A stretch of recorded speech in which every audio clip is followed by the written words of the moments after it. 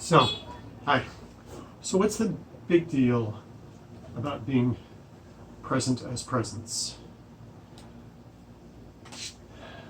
What's the big difference between I allow myself to be present as the one who is present versus I allow myself to be present as the one who is presence? Being present versus being presence. The difference is that being present is all about the here and now. And what you may learn from experience, but isn't already there in the language, is that you can actually have a relationship with the current moment, which just is, always is. And you can have a relationship with past moments. You can be relating to past moments. Now, it's a right now phenomenon. Who you are right now is the one who's relating to a past moment. Same with future moments. And the future, of course, is possibilities. It's not written in stone, at least in my sense of things. You may have a different sense. You have a sense of path and fixed and destiny. And that can be very powerful. I'm not going to dispute that. And there is a sense for me of if who I am being is loving, that makes a shift in those currents. If who I am being is creative, that makes a shift in those currents. If who I am being is connected, grounded, aware, expressive, receptive, empowered, who I am being affects at least my place in those currents. And all of those are possibilities of being, they're possibilities, they're qualities of presence.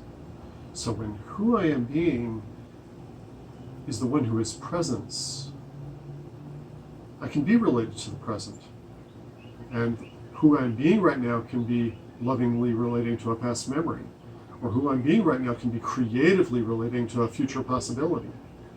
And who I'm being changes how I relate, and how I relate changes the experience, maybe even the direction. Who I'm being as a function of presence. So where who I am is the possibility of being present isn't quite as big a world.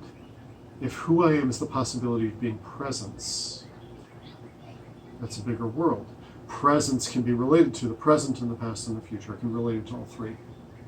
So that's just a general experience of resourcefulness that's available in I allow myself to be present as the one who is presence. It can be related to all of time. It can be related to the eternal moment.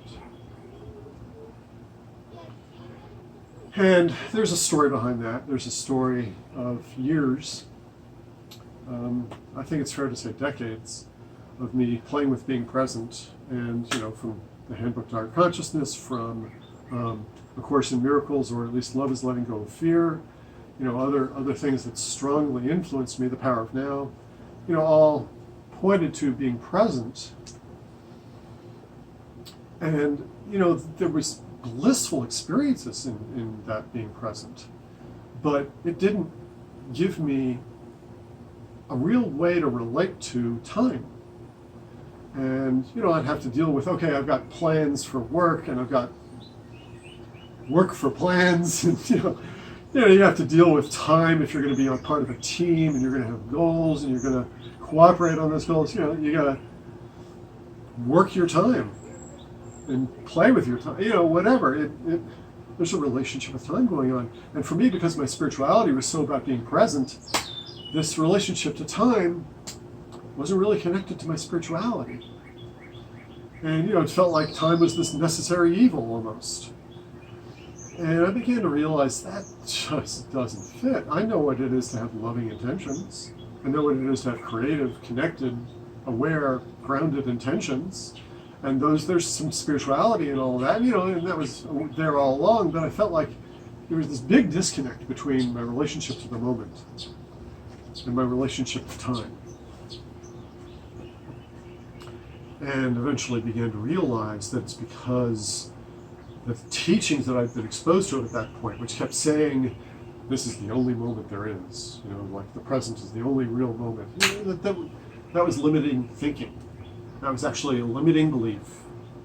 It was a miraculous belief because in the moment you get access to all these resources and all this love and all this peace and all, there's lots of things available, being in touch with the moment. So it's this blissful thing that also doesn't kind of doesn't work.